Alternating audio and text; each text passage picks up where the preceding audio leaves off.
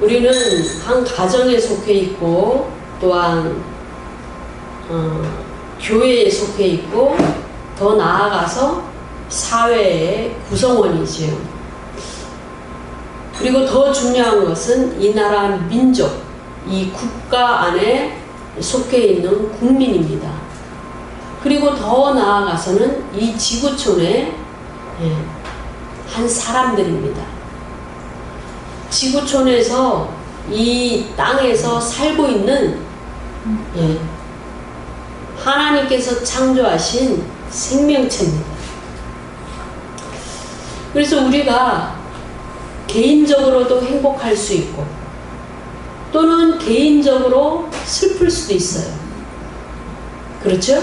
어떤 사람은 슬프고 어떤 사람은 기뻐요. 한 예를 들면 어떤 여인에게 두 아들이 있었다고 합니다.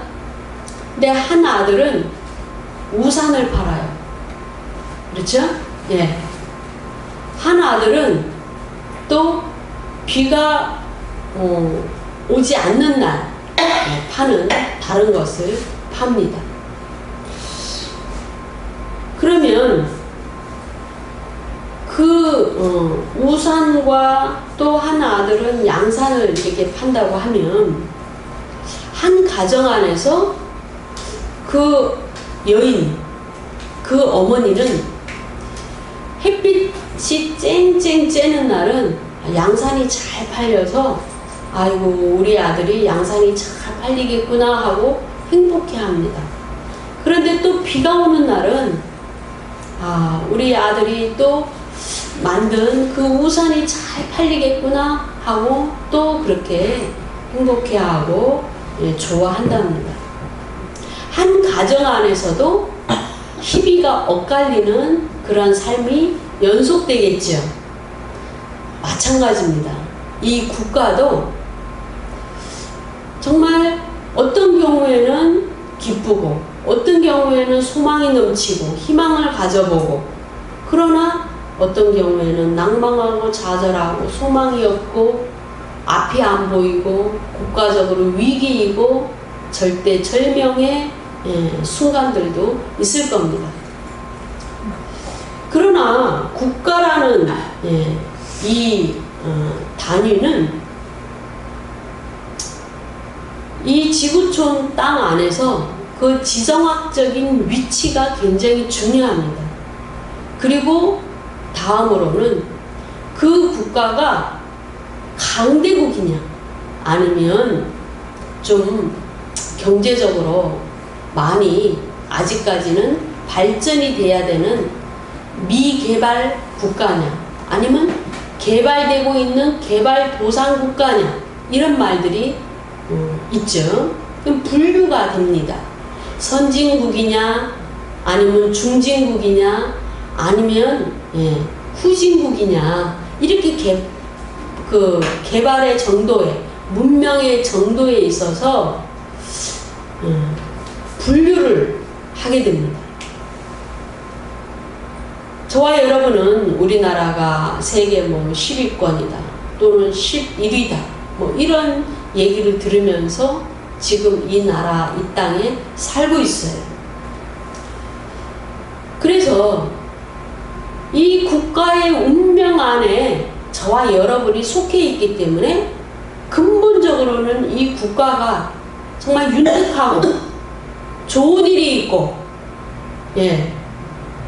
또 여러 열강들 속에서 제자리를 잘 찾고 또 경제적으로 이익을 취하고 이러한 문제를 잘 풀어갈 때 저와 여러분이 행복하고 안정적인 삶을 살고 또는 여러 강대국 속에서 정말 안보적으로도 평안한 그러한 삶을 살겠지요.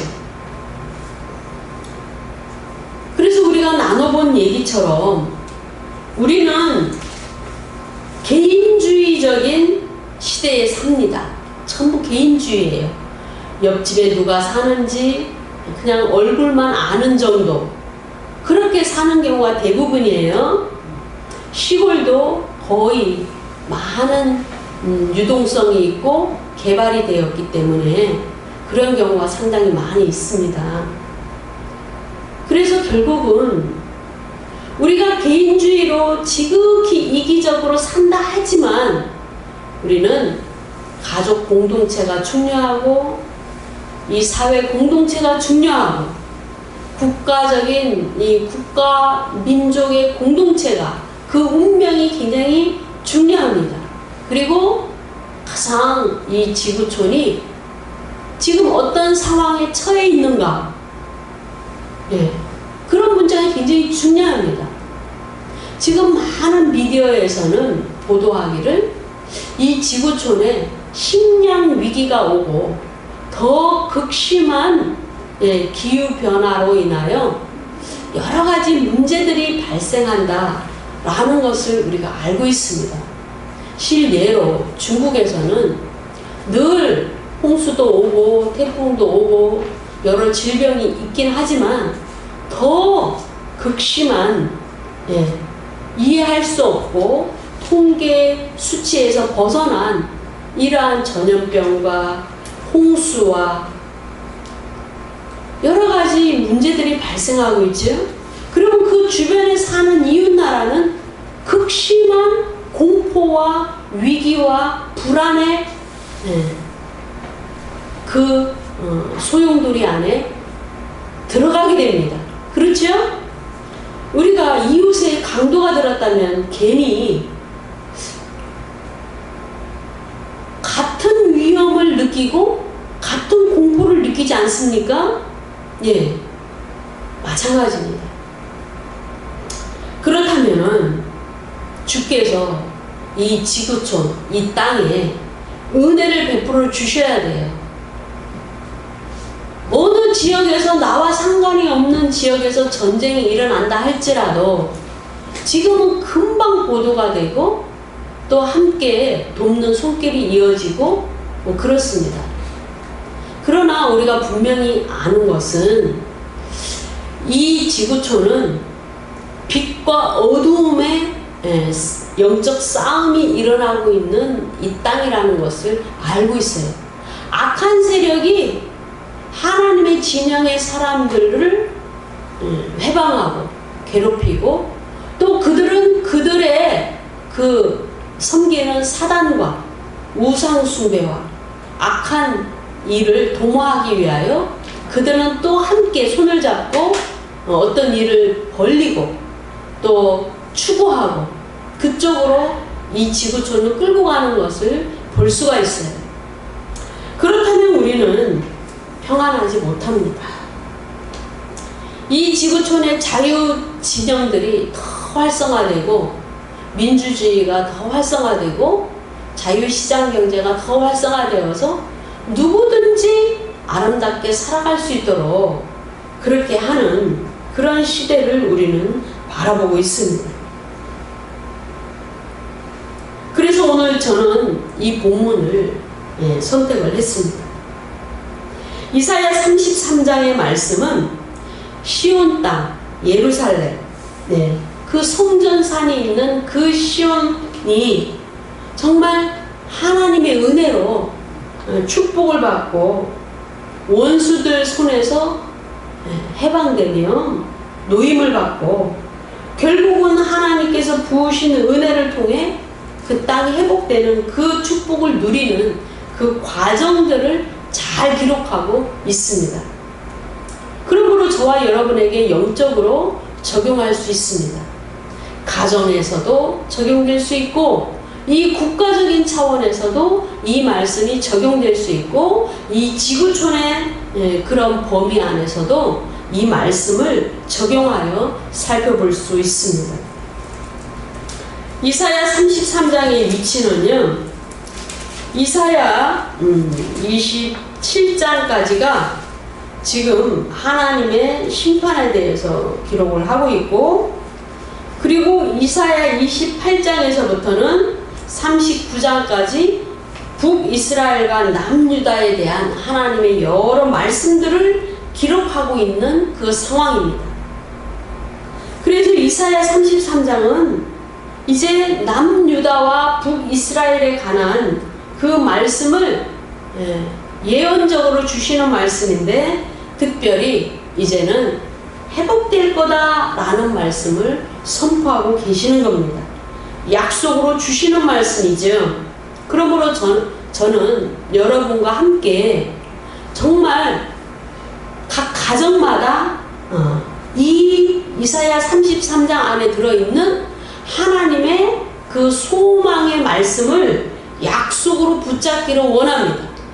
그리고 국가적으로도 너무나 혼란스럽죠?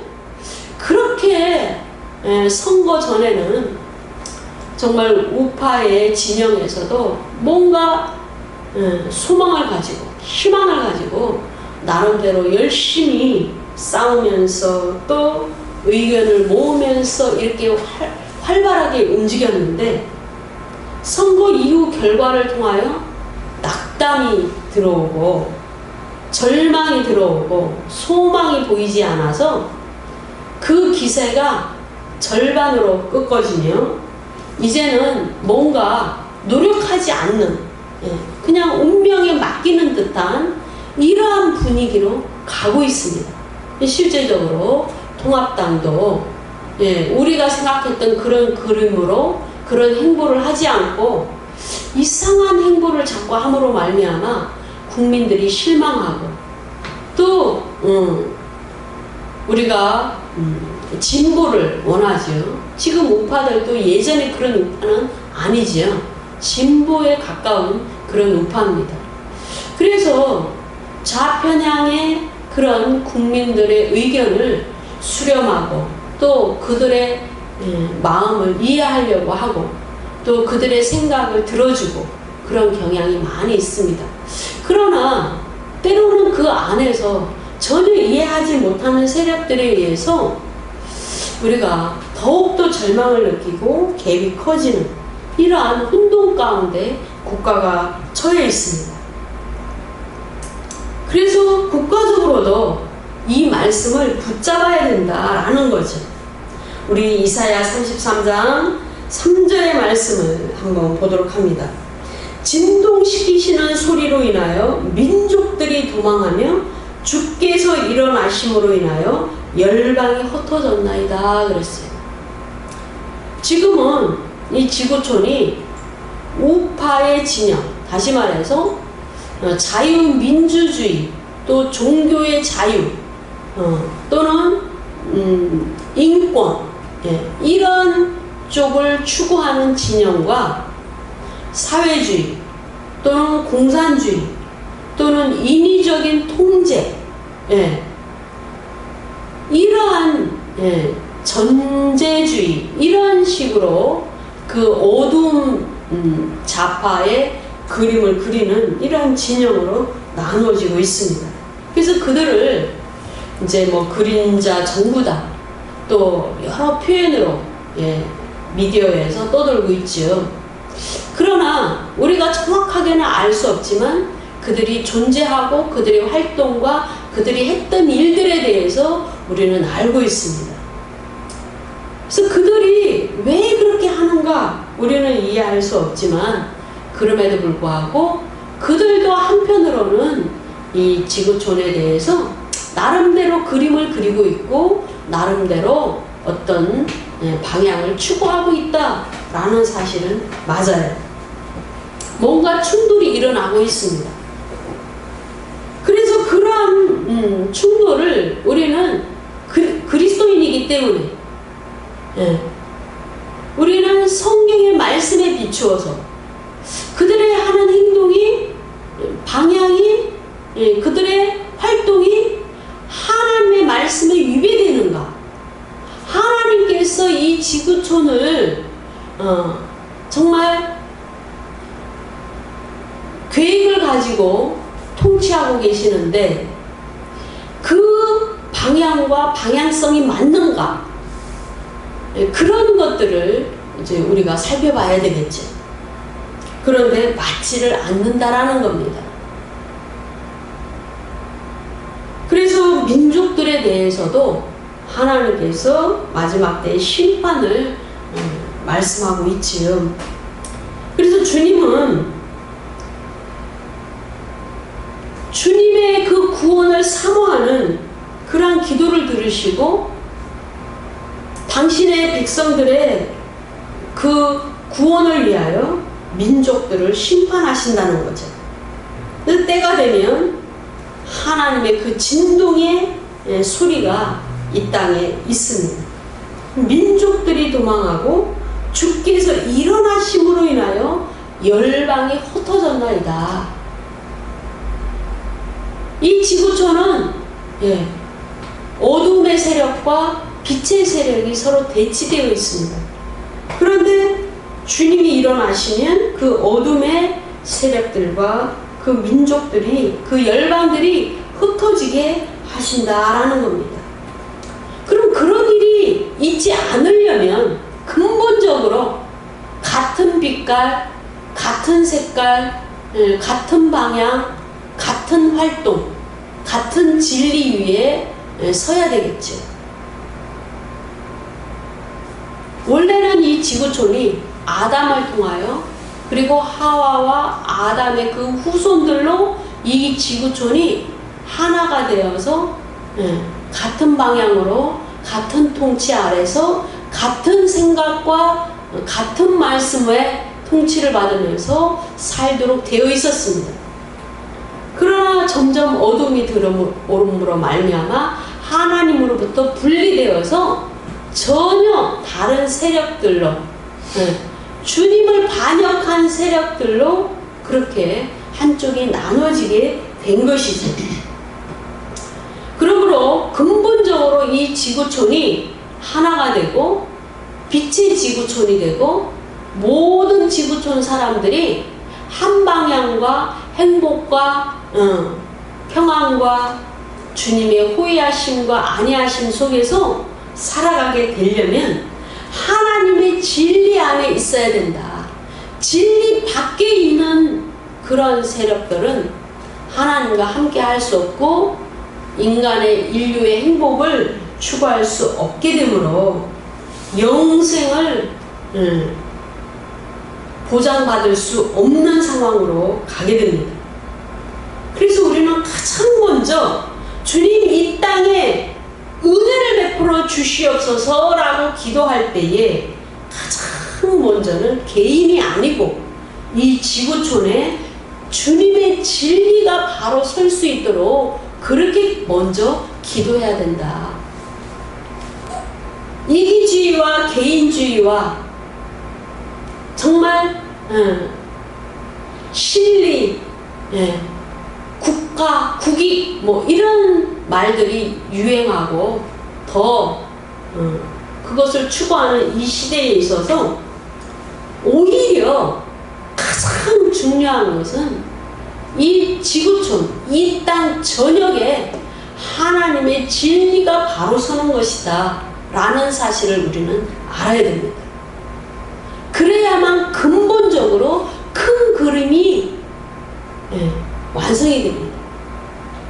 우리가 아무리 작은 곳을 청소하고 깨끗하게 하고 그곳을 예쁘게 꾸미고 그렇게 해도 집 자체가 허름하고 집 자체가 위치가 안 좋고 그렇죠? 집 자체가 구조가 나쁘고 그러면 그 협소한 보이지 않는 그 공간을 아무리 예쁘게 꾸미고 그곳을 깨끗하게 한들 그 집이 좋아 보이겠습니까? 아니죠. 큰 그림이 더 중요합니다. 큰 그림이. 그래서 우리는 가장 중요하게 기도해야 되고 은혜를 구해야 되는 그 스케일, 그 공간은 오히려 나와 전혀 상관이 없어 보이는 이 지구촌의 평화와 지구촌의 안식과 지구촌의 주님의 진리가 바로 서는 것이다 라는 사실을 알아야 됩니다. 이사야 33장 10절의 말씀을 보면은 여호와께서 가라사대 내가 이제 일어나며 내가 이제 나를 높이며 내가 이제 지극히 높이 우리니 그랬습니다.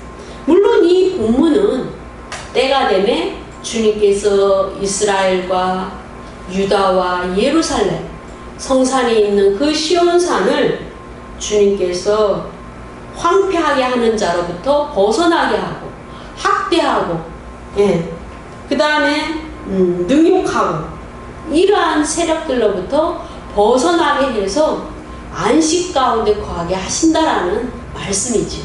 우리는 영적으로 우리에게 이 시대에 조명해보고 적응해보고 있는 시간입니다. 그래서 지금도 주님께서 일어나시고 주님께서 이 땅을 내가 창조하였기 때문에 내가 이 땅을 정화하겠다. 이 땅을 청소하겠다. 이 땅을 심판하겠다. 이 땅을 바르게 하겠다. 라고 주님이 마음에 그렇게 정하시고 때가 되면 주님이 일어나십니다. 주님이 일어나셔서 말씀하십니다. 내가 이제 일어나며 내가 이제 나를 높이며 내가 이제 지극히 높이우리니 결국은 주님이 일어나시는 것은 주님이 높아지시는 일이에요. 주님이 높아진다는 것은 모든 악한 세력과 바르지 않은 세력들이 낮추어진다라는 겁니다. 낮아진다라는 겁니다. 주님이 낮추신다는 겁니다. 그러므로 진리가 바로 서는 것, 주님이 높아지시는 것, 주님이 영광을 받으시는 것, 그것이 가장 기본이고 가장 중요한 문제다. 가장 은혜로 받아야 되고 베풀어져야 되는 그러한 큰 그림이다 라는 사실을 우리는 아셔야 됩니다.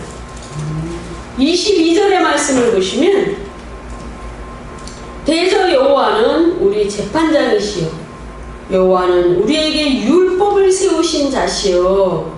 1차적으로는 유대인들에게 하시는 말씀이기 때문에 율법을 세우신 자시요 라고 기록하고 있지. 지금 저와 여러분은 새 언약, 하나님 사랑하고 이웃을 사랑하는 새 계명, 그리고 그리스도의 율법 아래 있지. 여호와는 우리의 왕이시니 우리를 구원하실 것입니다. 주님은 우리의 왕이시기 때문에 우리의 구원자 되시고 구원자 되시기 때문에 우리를 구원하시는 겁니다. 그러므로 우리를 구원하시기 위해서는 우리의 원수를 심판하셔야 돼요. 그래서 그분은 재판장이시고 그분은 심판자시고 그 선포하신 그 율법의 말씀이 이 땅에 운행되는 겁니다. 선포하신 그 율법의 말씀이 운행되는 자체가 진리로 이 땅이 세워지는 겁니다. 청소되는 겁니다. 그래서 우리는 바로 알아야 됩니다. 이 지구촌의 평강과 이 지구촌의 안정과 이 지구촌의 평화와 이 지구촌의 환경이 온전히 되는 것이 가장 중요하다라는 겁니다. 두 번째로는요, 국가적인 환란을 피하게 하소서 하고 우리는 기도해야 됩니다. 그리스도인들은 나라와 민족을 위하여 기도하고 교회를 위하여 기도하고 있지요. 하나님 나라를 위하여 기도하고 있지요. 그런데 우리가 육신을 벗지 않고 이 땅에 살아가기 때문에 이 국가 안에 주님이 우리를 보내셨기 때문에 이 국가 안에서 이 민족의 구성원으로서 우리가 할 일이 있다라고 그렇게 섭리를 이해하셔야 됩니다. 때로는 이 국가 안에서 해외 선교도 하고 해외 다른 곳에 있는 아프리카의 그 난민들을 위하여 기도도 하고 구제도 하고 선교도 하지만 근본적으로는 이 땅에 보내신 하나님의 뜻을 우리는 분별해야 됩니다. 그래서 이 국가 안에서 내가 이 국가의 국민으로서 이 민족을 또 이루는 구성원으로서 주님이 내게 무엇을 원하실까? 라는 사명감을 가져야 됩니다. 그래서 우리는 그 기도를 해야 됩니다. 지금 유튜브나 여러 곳에서 7, 8, 9월이 재난의 시기다. 큰 일들이 일어날 수 있다. 라는 우려의 목소리가 나팔을 붑니다. 사실일 수도 있고 하나님께서 우리가 계속적으로 기도함으로 또 무난하게 넘어갈 수도 있어요. 그렇죠? 우리는 한번 위기를 지나왔습니다. 지난 연말에. 정말 국가 부도의 위기에 있었는데 하나님께서 미국의 그 도움을 통하여 한 번 기회가 늦춰졌어요. 딜레이가 됐습니다. 그래서 그 부도를 하나님이 은혜로 막아주셨어요. 그것처럼 또 막아주실런지 아니면 국가적인 그런 외부적인 문제가 아니고 국가 안의 문제라서 또 우리 국민이 슬기롭게 지혜롭게 또 기도로서 그것을 잘 막아내야 되는지 그런 문제인지 우리는 가늠할 수가 없어요. 우리 국민이 무슨 힘이 있습니까? 특히 우리 그리스도인들은 할 줄 아는 것이 기도밖에 없고 열심히 바르게 사는 것밖에 없고 자기 맡은 일 열심히 하는 것밖에 없습니다. 우리가 무슨 결정권이 있습니까? 결정권이 없어요. 예. 그래서 우리는 기도합니다. 정말 위기라고 하는데 정말 그 일이 잘 넘어가도록 기도합니다. 최근 며칠 전에는 뜻하지 않게 정말 북에 계신 그 김여정 그분께서 참 큰일을 놀라운 일들을 또 이렇게 했다고 말하면 좀 그렇고 벌렸습니다. 그런데 뭔 이유가 있었겠죠. 의도하는 것이 목적하는 바가 있었겠죠. 또 북한은 북한 나름대로 국가적인 문제를 해결해야 되기 때문에 그런 액션을 취했겠죠. 그런데 그렇지만은 북한 안에서는 그것을 결정했지만 이 인접하고 있는 남한의 국민으로서는 참 약간의 불안이 있을 수 있는 거잖아요. 그렇죠?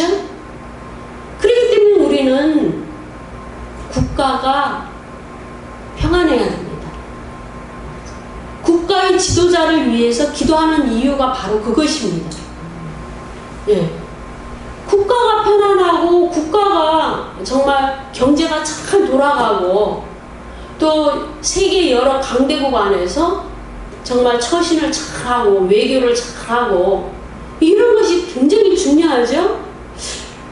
위에 수뇌부들이 외교를 잘못해가지고 국익이 날아가고 그렇게 되면 국민 한 사람이 아무리 개미처럼 열심히 잘 산다 할지라도 그 개인의 행복이 깨질 수 있잖아요.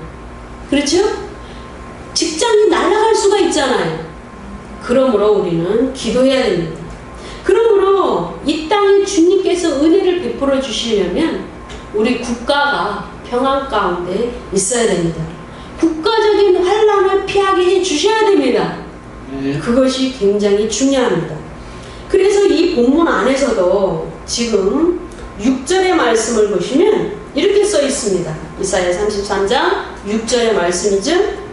너의 시대에 평안함이 있으며 구원과 지혜와 지식이 풍성할 것이니 여호와를 경외함이 너의 보배니라 그렇게 기록하고 있어요.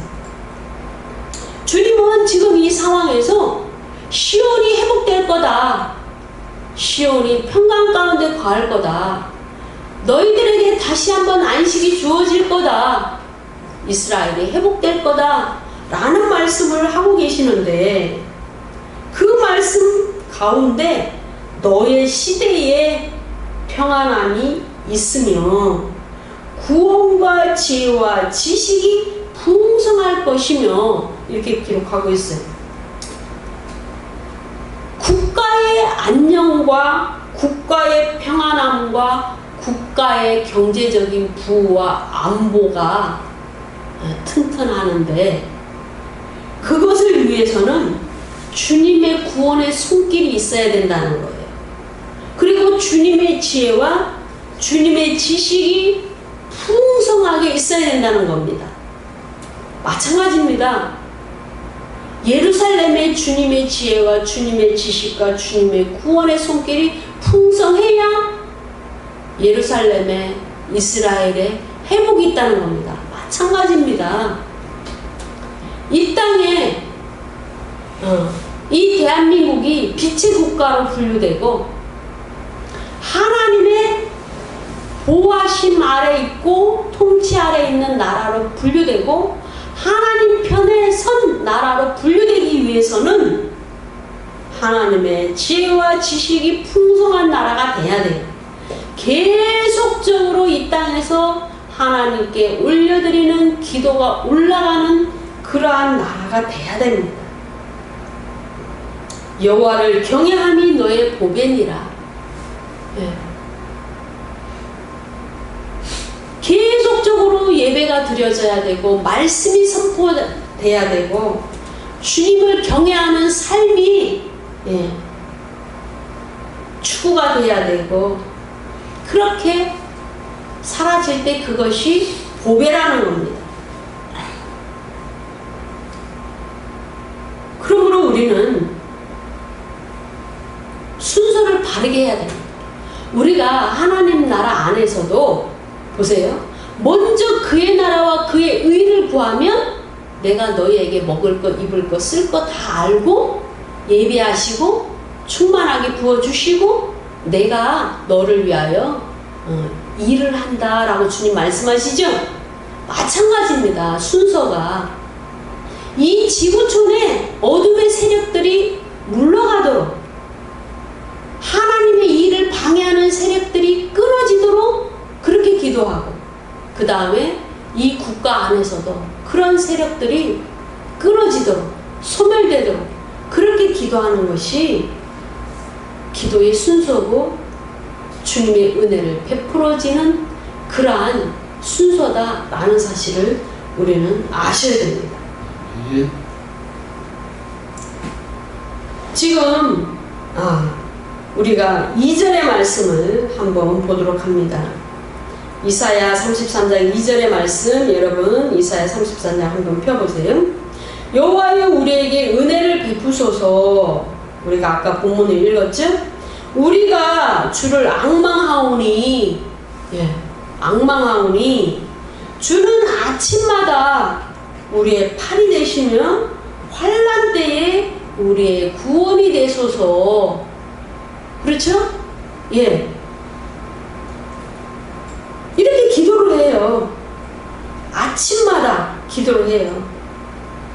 직접 운행하시기 때문에 우리의 팔이 되시고 기도를 합니다. 왜요? 왜 기도가 계속적으로 쌓이면 주님이 환난 때에 우리를 도와주신다는 겁니다.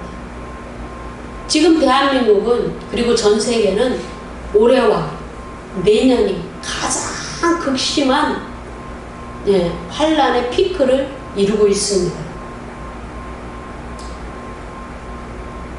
그래서 새로운 4차 혁명 시대로 들어가기 위하여 조장하는 세력도 있고 인위적으로 선한 방향으로 이끌려고 하는 세력도 있고 또는 그것을 지연시키려는 세력도 있고 참 굉장히 혼란한 그런 와중에 있습니다. 그럼에도 불구하고 분명한 것은 문명은 계속적으로 발전이 돼야 된다는 것과 그럼에도 불구하고 선하신 하나님의 그 계획들이 아름답게 이루어져야 된다라는 사실은 분명하게 우리가 알고 있습니다. 계속적으로 악한 세력들 때문에 너무 슬픈 일들이 많아요. 이 땅에는 너무나 많이 있습니다. 그래서 계속 슬픈 일들이 생겨요. 땅은 척박해지고.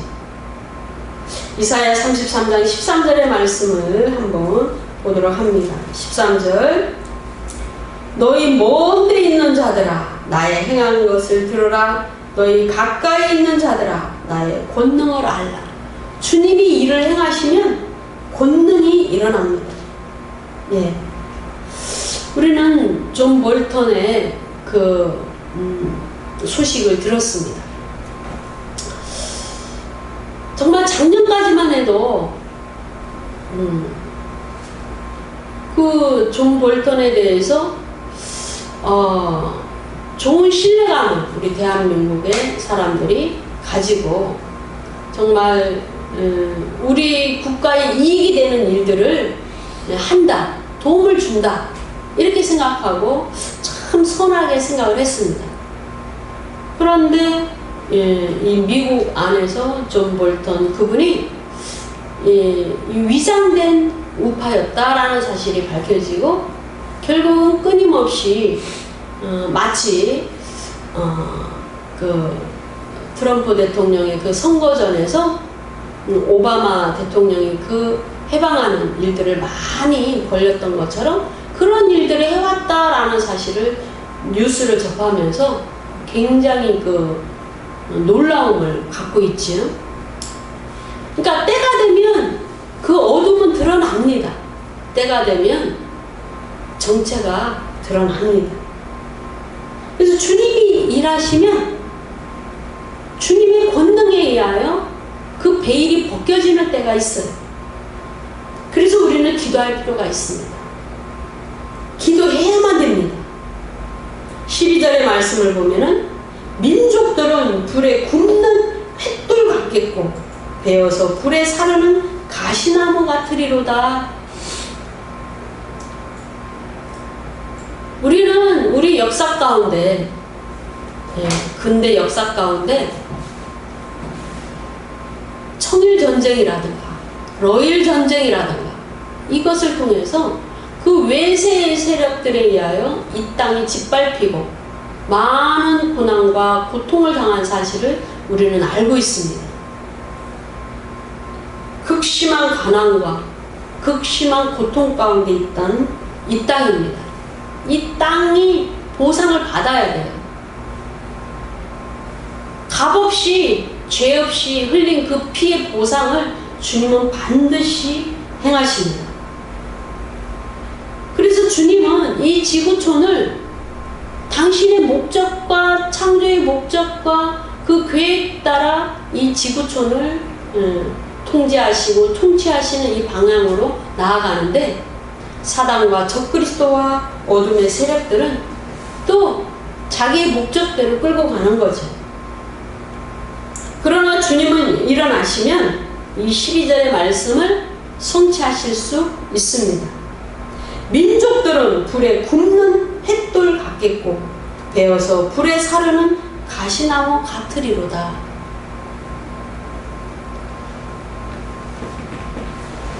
그렇죠. 그래서 우리는 이해를 못하지만 그럼에도 불구하고 그 세력들이 왜 그렇게 행동하는지를 우리는 잘 알지를 못하지만 그래도 그들은 그렇게 말합니다. 프리메이슨에서 사회주의가 나왔고 또 프리메이슨에서 민주주의가 나왔기 때문에 그들이 그것을 주장하는 것은 또 그들 편에서는 어느 정도 이 지구촌에 대해서 또 새로운 방향으로 끌고 가려는 의도가 있지 않겠나 이렇게 해석하는 부류의 사람들이 있습니다. 물론 그럴 수 있죠. 그들이 기득권을 갖고 있고 이 지구촌에 많은 부를 갖고 있고 또 지도부에 있기 때문에 그런 생각을 발상을 하고 있는 것은 뭐 있을 수 있어요. 그럼에도 불구하고 하나님은 모든 것을 아시고 모든 것을 제어하실 수 있는 능력이 있으시다라는 겁니다. 민족들이 불에 굽는 횃돌 같겠고 베어서 불에 사르는 가시나무 같으리로다. 한 가정의 가족이 굶고 있으면 어떻게 해서든 가족을 먹여 살리려고 애를 쓰겠죠. 체제가 지금 변해가고 있습니다. 제4세대로 변화되고 있어요. 그래서 그들은 외국 문명과 외국의 그 모든 상황을 다 알고 있습니다. 그래도 그들은 그곳에서 나서 자랐기 때문에 그곳을 지키려고 해요. 그럼 지키기 위해서는 어떻게 합니까? 변화가 돼야 되죠. 적응이 돼야 됩니다. 또 외부 세력과 조약을 맺고 결탁하고 도움을 받아서 그 나라를 지키려고 하겠죠. 그래서 지금은 북한과 미국이 상당히 친해졌습니다. 겉으로 드러나지는 않지만 우리는 이러한 상황들에 대해서 너무나 소극적이고 큰 그림을 보지 못하는 그러한 상황에 있습니다. 그래서 일일이 우리가 다 명확하게 알지는 못하지만 그럼에도 불구하고 이 국가에서 일어나는 모든 일들에 대해서 하나님의 보호하심과 하나님의 그 은혜가 부어지도록 그렇게 기도해야 됩니다. 마지막으로 가정의 경제를 지켜주소서 하고 기도해야 됩니다. 경제는 굉장히 중요한 겁니다. 안보만큼이나 중요한 거죠. 그러나 더 큰 것은 안보죠. 안보. 아무리 가정에 금덩어리가 있고 그렇죠? 보화가 있다 할지라도 안보가 안 되면 보안이 안 되면 뭡니까? 뺏기고 누가 와서 훔쳐가고 그러면 그 아무리 금덩어리를 보화를 돈을 그 가정 안에 놓아둬도 소용이 없잖아요. 그렇죠? 그러니까 굉장히 보안이 중요한 겁니다. 그 다음으로는 경제력이 중요합니다. 그래서 이 경제력 위기는 여러 면으로 올 수 있지만 이 대한민국이 지금 경제적인 위기에 있습니다. 지난 IMF 때 우리나라는 잠식을 당했습니다. 외부로부터 잠식을 당해서 많은 기업이 외국 기업이 되고 팔려나가고 그런 상황이 있습니다. 이제 또다시 그런 위기에 또 놓여 있다라는 사실입니다. 그래서 지금 각 가정마다 돈이 없어서 상당히 많은 어려움을 겪고 있고 빈부의 격차가 굉장히 심합니다. 그래서 이러한 상황에서도 주님이 지켜주시고 주님이 또 때를 따라 먹여주시는 또 예비해 주시고 공급해 주시는 이러한 일들이 있어야 됩니다. 우리는 내 개인의 기도부터 해서 바깥으로 점점 나가죠. 이 신앙이 어린 상태에서는 내 기도만 하잖아요. 그렇죠? 그리고 내 자식, 내 가정 이렇게 점점 바깥으로 갑니다. 그러나 사실은 우리가 살펴본 대로 가장 중요한 것은 이 지구촌. 지금은 지구촌 단위가 굉장히 중요합니다. 그래서 그 메뚜기 때로 인하여 중국에 있는 그 코로나로 인하여 심지 못한 농사도 잘 못 지었는데 또 메뚜기로 인하여 그렇게 많은 메뚜기 한 번 지나가면은 3만 명이 먹을 것을 그냥 휩쓸고 지나간다잖아요. 그래서 지금 식량 위기와 여러 가지 위기에 처해진다는 거죠. 2차적인 위기에 또 도래한다는 겁니다. 그러므로 이 지구촌을 위한 기도가 얼마나 중요하냐. 코로나로 인하여 우리가 이토록 고통을 당하고 이 경제의 여러 가지 구조적인 위기를 자처하게 될 줄을 우리가 어떻게 알았습니까? 그렇죠? 그래서 우리는 기도의 범위를 넓혀야 된다. 순서를 바꿔야 된다. 사실을 우리는 깊이 깨달아야 됩니다.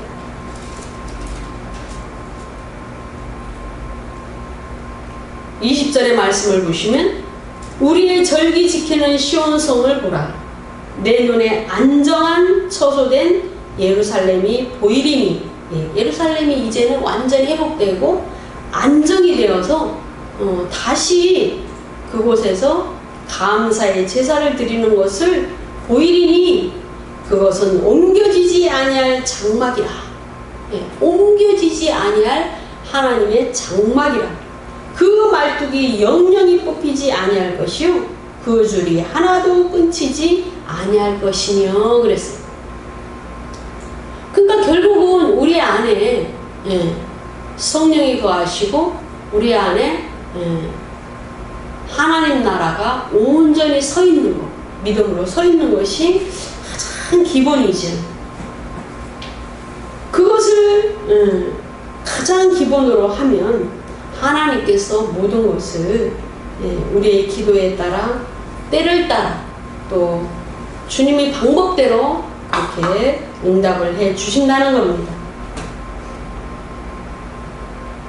17절부터 한번 보시면은 너의 눈은 그 영광 중에 왕을 보며 광활한 땅을 목도하겠고 18절 너의 마음에는 두려워하던 것을 생각하여 내리라. 계산하던 자가 어디 있느냐? 공세를 측량하던 자가 어디 있느냐? 망대를 계수하던 자가 어디 있느냐? 19절의 말씀입니다. 내가 강포한 백성을 다시 보지 아니하리라. 그 백성은 방언이 어려워서 내가 알아듣지 못하며 말이 이상하여 내가 깨닫지 못하는 자니라.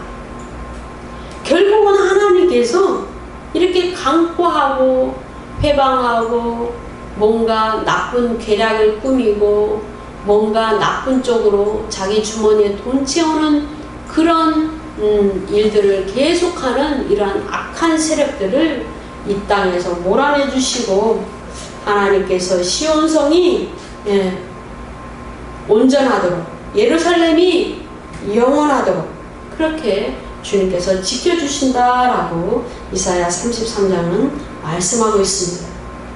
이 말씀이 오늘 저와 여러분의 가정에서 성취되고 또 우리나라 대한민국에서 성취되고 이 지구촌에서 성취되기를 선포하고 함께 은혜로 나누었습니다. 아멘.